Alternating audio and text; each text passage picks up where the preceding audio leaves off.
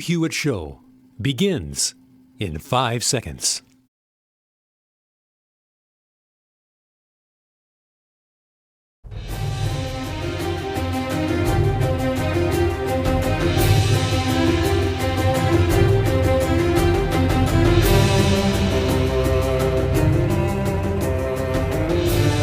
Morning glory, America. Bonjour, hi, Canada. It's Hugh Hewitt on 11/13/19, November the 13th, 2019, a day that will live in congressional infamy. As the gavel comes down on a sham show trial in the House of Representatives that Adam Schiff has set up for his own personal glory, it is deeply, deeply flawed from a constitutional sense of due process. He is vetoing witnesses that could exonerate the president. He has limited the minority's attempt to call witnesses. He has limited the minority's attempt to ask questions. It is a charade. It is a sham. It should be rejected by the Senate before they open up a day's worth of conversation about it. And I'll be asking you what you think throughout these weeks ahead. I'll tell you, I'll cover impeachment from top to bottom. I've offered to the Post that I will do an impeachment diary every single day if they want me to. I know that the country is deeply split. 44% is the most recent average of polls. 48% want this to go forward, 44% don't. Ask yourself, is the media you are consuming online or in a newspaper or in broadcast 48% in favor of the impeachment and 44% against it? I mean, just look at your average newspaper. Go to your average website. If it's impeachment related, is 48% of it covering it like it's legit, needed, important?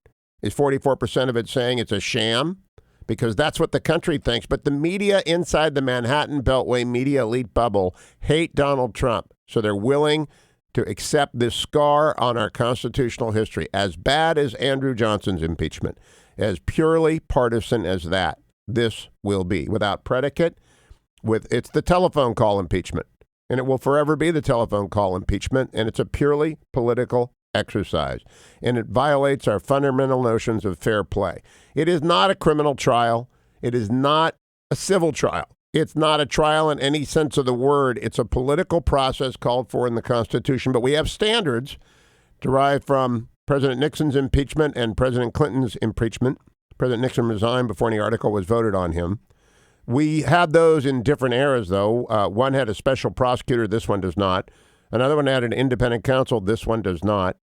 Those were both unique to the president. This has been a 3-year attempt to take out Donald Trump with support from a very small group of people very high up in the government. They're gone now, but their damage lives on, and it's coming at a time of extraordinary international pressure. So shame on Adam Schiff. Shame on him. And if you can call your congressman 202-224-3121, just tell them, shame on Schiff. Democrats are doing this to the country, and it's an outrage. And it's going to use up whole months, and it endangers people around the world. I'll talk about that later in the program with the United States Secretary of State Mike Pompeo, who is joining me. Admiral Stavridis joins me today as well. Representative Mike Gallagher is on, Salena Zito. But I'd like to hear what you think about this. 1-800-520-1234. In the course of the day, I often embed some ads in the course of my show just to make sure you know what's going on out there. And I want to do one early today so that when we get into the thick of this with the Secretary of State, I'm not off reading copy. Axiom tax resolution, right? They're my friends down south, Perry Cronin. And I've talked to Perry about he's been helping a lot of you. You're calling him. Anyone with a tax problem, some of you haven't paid your taxes in 20 years. It's okay. I'm not judging. I'm just saying if it's wearing on you, you've skipped a couple of years, or you got way too much money to pay and you don't know what to do and you're just caught in a cave, you just do not know how to get out of the cave. Call Perry, 844-8-TAX-PRO, 844-TAX-PRO, 844-8-TAX-PRO, 844-8-TAX-PRO. Or you can go to axtaxhelp.com, AXTAXHELP.com. We put that together for the Steelers fans, axtaxhelp.com. Perry and his team at Axiom Tax Resolution will help you get out of that hole. Stop digging. Every day goes by as another penalty, another call from the IRS, another garnishment, another knock on the proverbial door. They don't come to your door. But it doesn't have to be that way. They can get you out of that jam. If you owe more than $10,000 in federal taxes, you haven't filed for years, any of those combination, Axe, Tax Help, or call Perry, 844-8-TAX-PRO. He talks personally with every one of my callers. So make sure you say you're a Hugh Hewitt listener. Also want to check the markets at the beginning of the show because it's been quite a night overnight in Hong Kong. Violence raged throughout Hong Kong last night. Chinese students had to abandon the university that they were occupying as they were laid siege to by police. It's a real nightmare. And as a result, let's see, overseas, Hong Kong stocks have sunk. This is brought to you, of course, by Birch Gold Group. I'll bet you everyone in Hong Kong wishes they had more gold and less paper money right now. If you want to put some gold in your safety deposit box or you want to move part of your IRA and 401k to gold and precious metals, then Birch Gold is the place to go, and the place to go is hughgold.com, HUGHGOLD, hughgold.com. They will help you. They will help you get some gold for your safety deposit box, runaway money, people call it, and it will never collapse in the way that paper currencies or stocks do. IRA, 401k, you can split it up and move part of your 401k, part of your IA to a precious metals-backed IRA 401k, and the people at Birch Gold Group will help you do that. They got thousands of satisfied customers, countless 5-star reviews, and the A+ rating with the Better Business Bureau. I trust them. You can trust them, but you got to go to hughgold.com. Hughgold.com. Yesterday, the Dow was flat. The NASDAQ, though, was up 21. The S&P was up 4. Not today. Everything is red. Overseas bothering everyone. S&P down 11 points at this hour, and NASDAQ down 40. The Dow down 106. The Hong Kong index lost another 2%, 1.82% to be specific. The good news for people who want to buy real estate is the 10-year bond dropped down to 1.91%. Gold is down to $1,464. It's up almost 0.75%, and international chaos will drive gold higher. Remember that when you think about hughgold.com. First big poll in Great Britain came out after Nigel Farage called his partial retreat for Brexit party. Boris Johnson has opened up a 14-point lead over Labour. That's not enough. Nigel Farage has to get out of the election except for the 40 seats in which the Tories aren't competing. Traditional Labour seats where a Brexit candidate might appeal to traditional Labour voters. There is no Tory competitive seat. But wherever the Tories are competing in earnest, Nigel Farage should get the heck out of the way. It would not be ironic. It would be tragic if Nigel Farage's vanity prevents Brexit from happening. And that could happen. I look at these numbers and I am encouraged. But I am not so encouraged that I think, well, you know what? Everything's rosy. We should let him in. No, Nigel Farage, get out and get the United Kingdom out of the EU. Minnesota, Dan, you're on the Hugh Hewitt Show. Good morning, Dan. How are you? I'm trying to get Dan to come on. There we go. Dan in Pittsburgh. Hey, Dan. Yeah, and I hate the Steelers. No, good. That's good. That qualifies you. Hey, Adam Schiff comes from the most diabolical, evil congressional district in the country, Burbank and Hollywood. Well, you know, I know some nice people in Burbank. I know some nice people in Hollywood. I'm not going to say a district is evil, but it certainly is Democratic. Well, I'm a gay man. I've never supported the Democratic Party at all. I encourage as many gay males that I meet to not vote Democrat because they're actually voting against their interests. And I'm looking forward to the election next year. I think we're going to take it by a lot. I do, too. And I think this is going to make it easier on Donald Trump. Thank you, Dan in Pittsburgh. Dan in Minnesota. How are you, Dan? Yeah. Good morning, Hugh. My question is, what can be done to make the impeachment process be based or be grounded in law instead of it being grounded in politics? It can't be done. It's up to Adam Schiff. He's already decided to completely run over the Constitution and all past precedents. But you can call, whether it's Ilhan Omar, and I don't know who represents you in Minnesota, call them up and say the Schiff sham trial is an outrage, and I will not forget in November. Let the Democrats know that it's you're aware of what they are doing. Dick, Orlando, Florida. What do you say, Dick? Hi, Hugh. You made a pretty much absurd statement earlier. You said that all of the people that were involved in this thing have left the government. This hearing itself proves that to be stupid. No. I know you're misunderstanding. I'm saying the people involved in the John Durham investigation and in the Inspector General's report into the alleged interference in the 2016 and 2017 election have left the government. Obviously, there are still a lot of Department of State people involved in the Ukraine investigation. Sorry, it was misunderstood. Debbie in Pennsylvania, get the last call. 30 seconds, Debbie.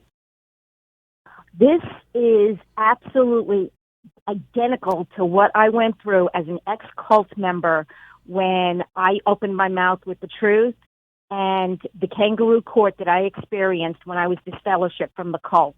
All right. Well, it is. So, there is a kind of herd mentality among the media. I wouldn't call it a cult. I would say there's a herd mentality among Democrats and the media about this. They do not understand.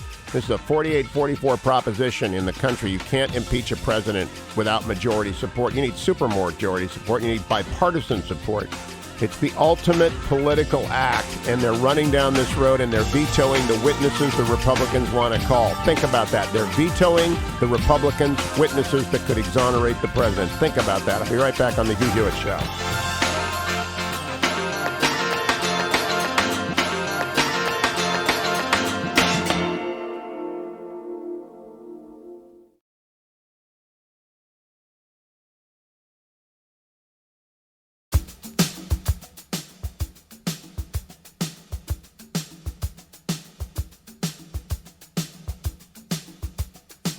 The Hugh Hewitt Show on the Salem Radio Network returns for break.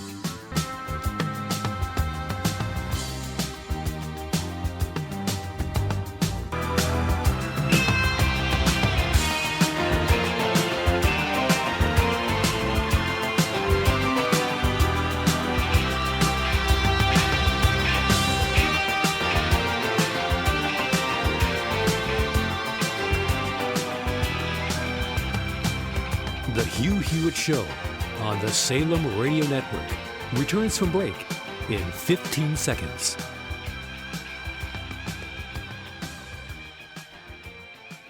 The Hugh Hewitt Show returns from break in 5 seconds.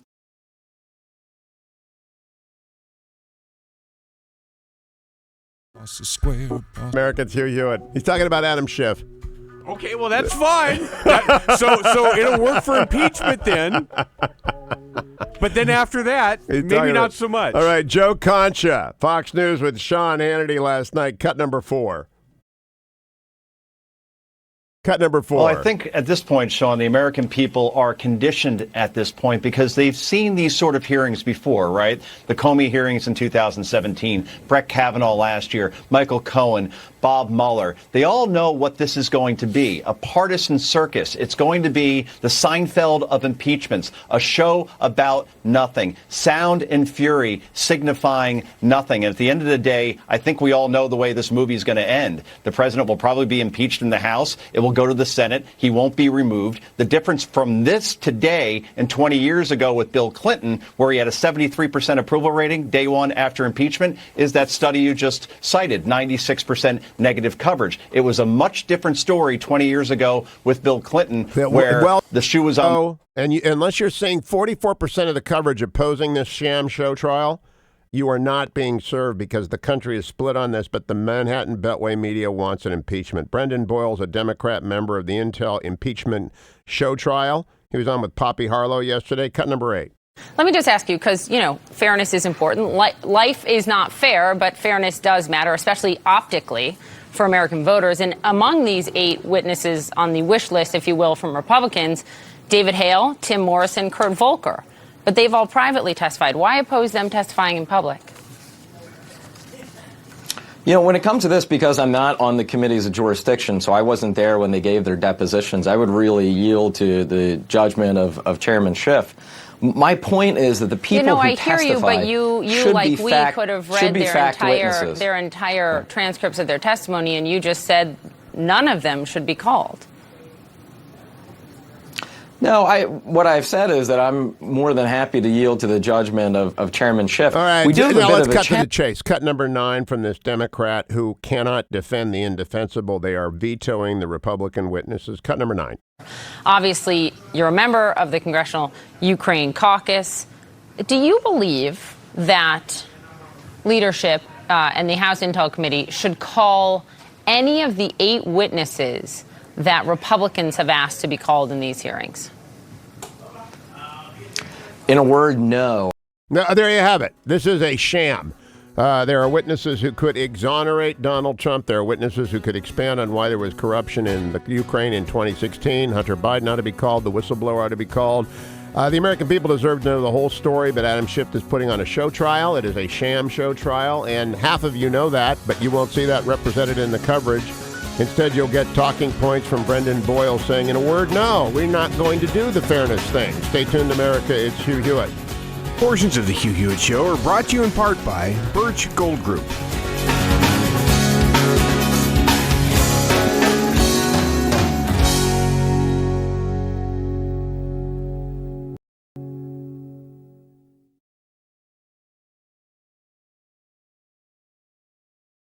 Returns from break in 5 seconds.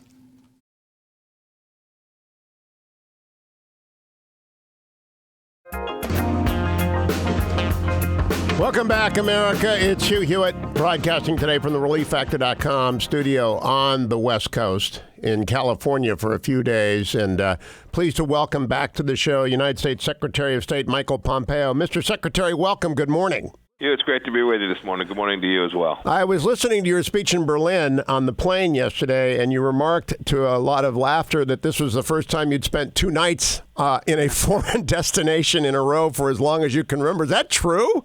You know, it's often the case. I'm in and out these places, traveling to many places, try and be as efficient as possible. So it was great to get to spend what was really, goodness, almost 2 full days there in Germany, commemorating an important part of American history and German history. It is a terrific speech. We'll come back and talk about it, about your Hudson Institute speech as well. But first, a couple of questions. House impeachment hearings open today. Mike Gallagher, your friend from Wisconsin, and member of the House, said moments ago on this show that these hearings in the impeachment vortex create, quote, a permissive atmosphere for communists and the authoritarians. Secretary Pompeo, do you think American political soap operas endanger our friends in Hong Kong, the poor people of Venezuela, even our neighbor, or even our ally Israel, by taking our eye off the big ball? My job here is to make sure that doesn't happen. Look, there's a lot of noise. There'll be noise today. There'll be noise for the rest of this week. My mission here and my team's mission, State Department, is to make sure that it doesn't do precisely what you describe. I've told the team to stay focused. There's all this chatter, but then there's challenges and opportunities for America around the world, and our mission set has to be to make sure that risk that Representative Gallagher identified doesn't come to bear. When you were a member of the House, and specifically when you were on the Benghazi Select Committee, did the majority block 2/3 of the witnesses the minority wanted to call, which is what Adam Schiff has done here?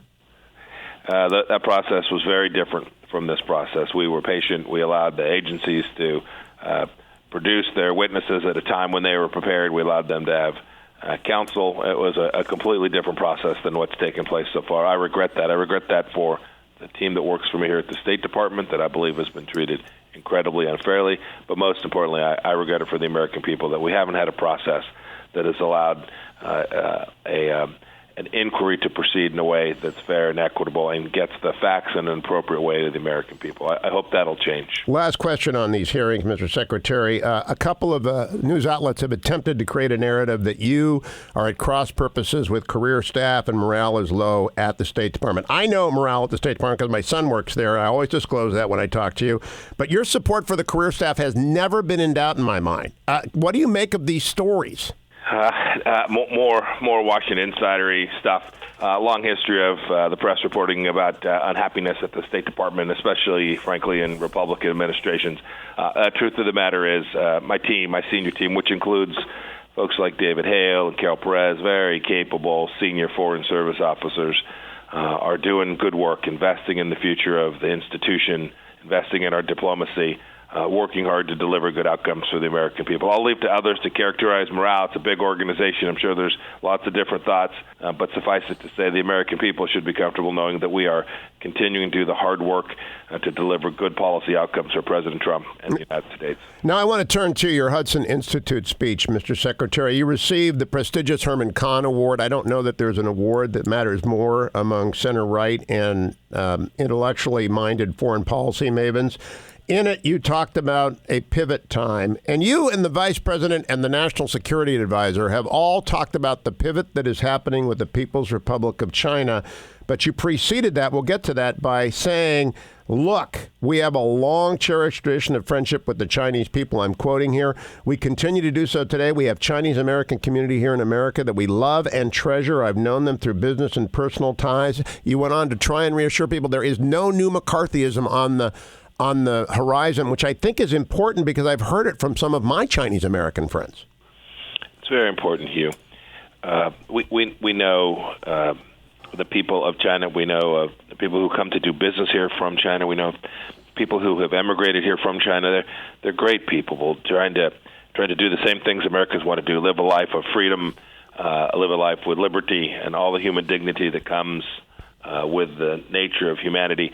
But what's happening inside of China today is a threat to that. It's a threat to that both inside the country, and it's a threat as President Xi uses tools that put that freedom at risk. We saw it with what happened with the NBA. We've seen it happen with other commercial endeavors where pressure is put in place. And then we've seen it as they've used economic power throughout the world to put real pressure on governments to behave in a way that's politically inconsistent with what those governments should be doing for their people.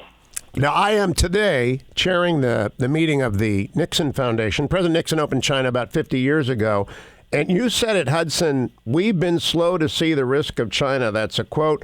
But this president sounded this alarm on his very first day. You added, we didn't realize how China was evolving. Frankly, the American people didn't get the full story. Truth be told, we fell in love with China, didn't we? Yeah, I think that's a pretty fair description. We, for an awful long time, and I say we, it's collectively.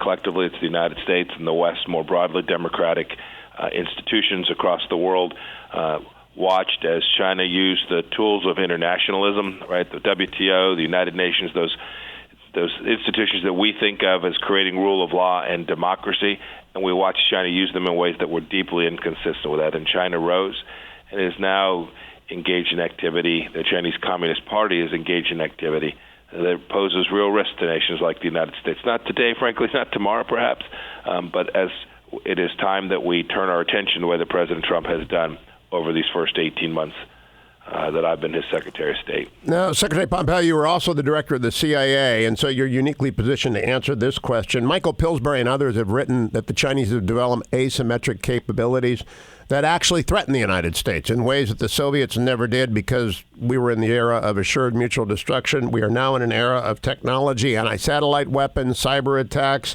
under-the-water sorts of things. Do you have any doubt that we can survive and respond to any sort of destabilizing attack on the United States? This is what I was talking about in my remarks about our need to make this transition, to make this pivot, to recognize these risks.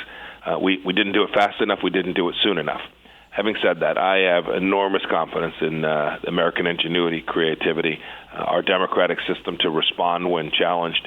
I'm very confident that we will do the things under President Trump's leadership that will build back American security, that will build back American capacity, and will engage the American people in a way that is appropriate to explain why this matters, how it is we should deliver against this challenge, and ensure that prosperity and peace for the American people continues.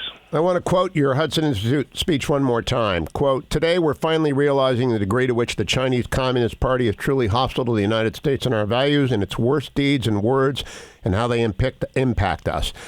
General Secretary Xi, who's also President Xi, is an enormously talented individual. Do we have to be in conflict with him, or is it possible that upon recognition and recalibration, we can develop the relationship in mutually beneficial but very appropriate ways? Hugh, I hope that's the case, and we are working to make that the case. President Trump has done real good work developing a relationship with General Secretary Xi, working to develop a situation where China will begin to act in ways that are consistent with what I've just described to you. That is our hope. It is more than just our hope. It is the project on which we're working, but we all need to be eyes wide open. We all need to understand that that may not be the way that the Chinese Communist Party proceeds, that the way that their interaction with the world develops, and we have to be serious about ensuring that we protect the American people. What is the message of the United States about the demonstrators in Hong Kong to General Secretary Xi? Two messages. First, for all those who are in Hong Kong, we're telling them, please, no violence. This is a political dispute. They should settle it in that way. They should have conversations. We're asking each of them to engage in this activity in a way the President's described it as behave in a humane way. Second, we've spoken to our Chinese counterparts and made clear to them the American expectation that they will live up to the commitments that they made. Not commitments that the United States imposed on them, but commitments that they made when they agreed that there wouldn't be one country but two separate systems there in Hong Kong. Okay, turning to your Berlin speech of last week, where you said you mixed celebration with sobriety, the lessons of 1989. You said about President Reagan, I agree, that we had the ultimate advantage, leaders who believed in good and confidence and who were confident in a free people. I think we still generally have that, but there is a lot of confusion about American exceptionalism that I think goes back to President Obama's rhetoric and to the left's move to blame America for everything, back to the 1984 Democrats. How do we fix this? I've talked about this a lot, so has President Trump. It's an imperative that the American people understand that America, wherever we go in the world, is a force for good, and that this is truly the greatest nation in the history of civilization. That's not bluster. That's not hype. That's the reality of what our founders created for us and what the American people have continued to create in the intervening couple 100+ years. We should be proud of that. We should work hard. We should be humble. It's not that we get everything right every day, Hugh. You know that. But it's that our motive, what it is we're trying to do, is deeply rooted in American history and in our founding and in these central notions of life and liberty. When we do those things and do those things well, we should move here in the United States, and as we travel around the world, we should act with our counterparts in a way that reflects the greatness of our nation and our willingness to help other people's rise to live in a way that's consistent with what it is we believe every human being should have. In Berlin, you also said, quote, the practices of the Communist Party of China would be horrifyingly familiar to the people of the German Democratic Republic. That's the old East Germany run by the old Stalinist Honecker. They had the Stasi, which you talked about. But truth be told, the CRP in Beijing is better equipped, largely because of American technology companies. It's sort of as though American armament factories were selling weapons to the Krupp Ironworks in the 30s. What are you telling our friends in Silicon Valley about the uses to which their technology is being put in these repressive regimes? This trip was really special. It was the 30th anniversary of the fall of the Berlin Wall. I've been a young soldier patrolling that border 30 years ago. I left in October of 1989, just before the glorious moment. And what we shared that day there in Germany was that we need to make sure that history continues to march forward towards liberty and away from authoritarianism and the kinds of conditions that you just talked about. And when we talk to our private sector friends about the tools, I remind them, you talked about in the context of information authoritarianism. I think about it from our networks as well. No one, Hugh, would have thought that it was appropriate to put Soviet technology in their communications infrastructure back in the 1980s. In that same way, we need to make sure that our networks today are secure, and we should urge every company to think about what it is they're providing, who it is they're providing that information to, and what the Chinese Communist Party might take of that information or that technology and to what ends it might be put.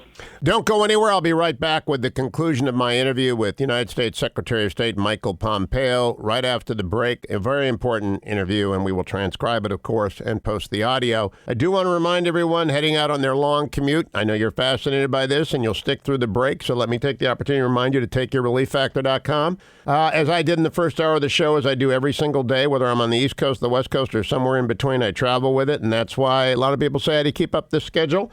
I should send some to Secretary Pompeo because I don't think he spent, as he said in his speech in Berlin, he spent 2 nights in Berlin for the first time. He spent 2 nights anywhere that he can remember.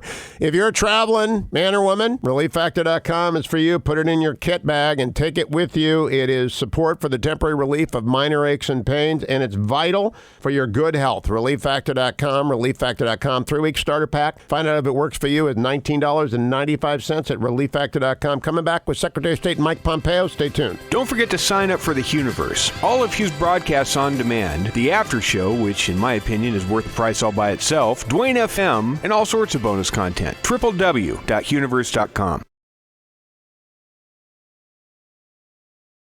Show returns from break in 5 seconds.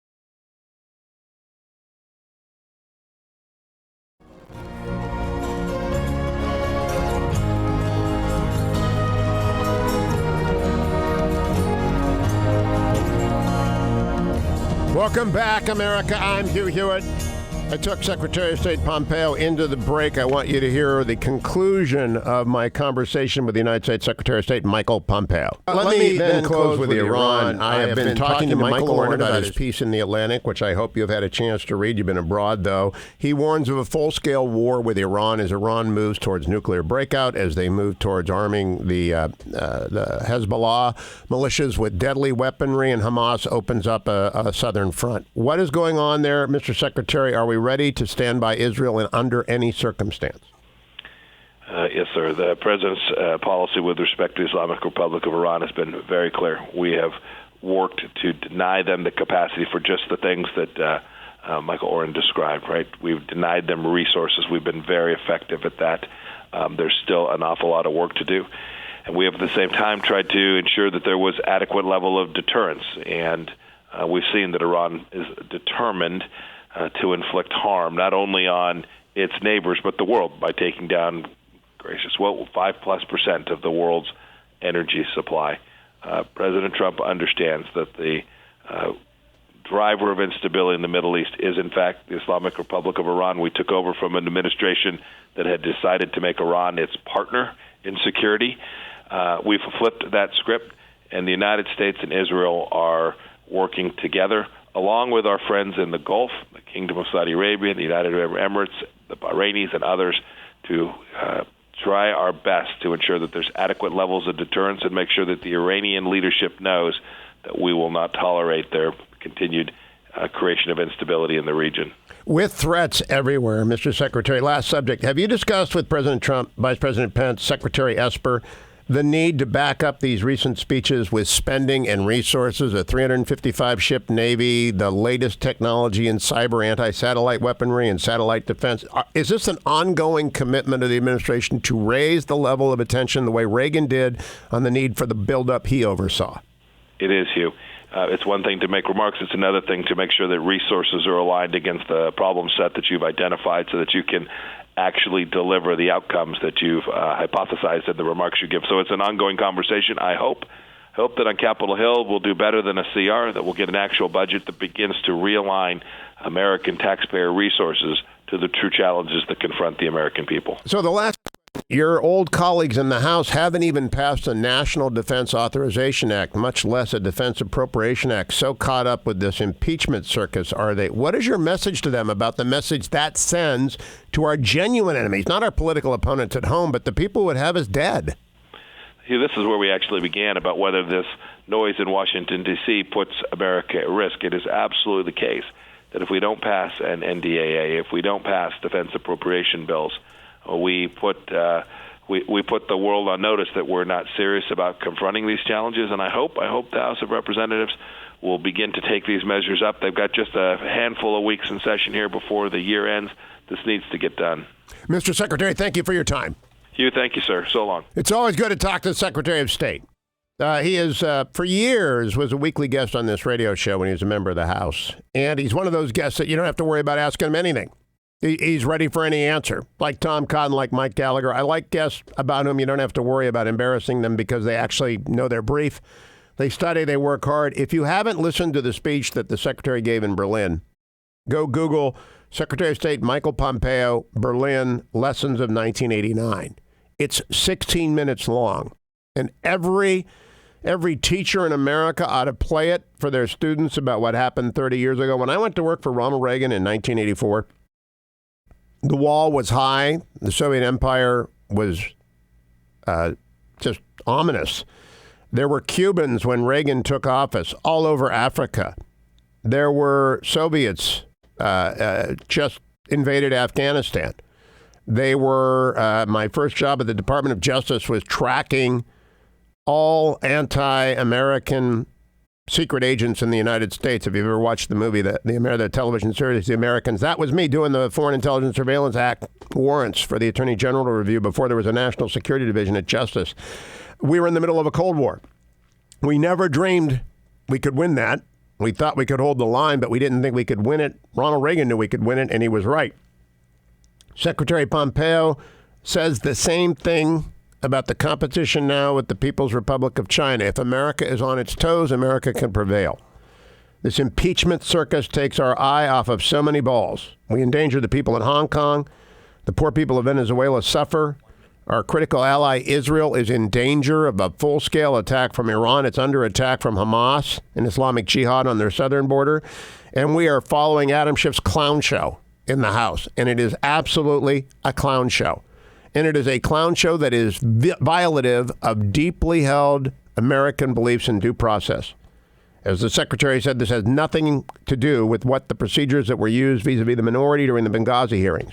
And when you depart fundamentally from that which you were pledged to uphold, the deeply held constitutional virtues of due process, you endanger the whole deal. And you're talking about overturning an election on gossip, hearsay, innuendo, and from a faulty process. It is a shameful day for the United States House of Representatives, but we will cover it every single day that it is ongoing. And we'll keep talking about the real news with people like Secretary of State Mike Pompeo. Thank you, Adam. Thank you, Dwayne. Thank you, Ben. I'll be back on The Hugh Hewitt Show. Portions of The Hugh Hewitt Show are brought to you in part by No Safe Spaces.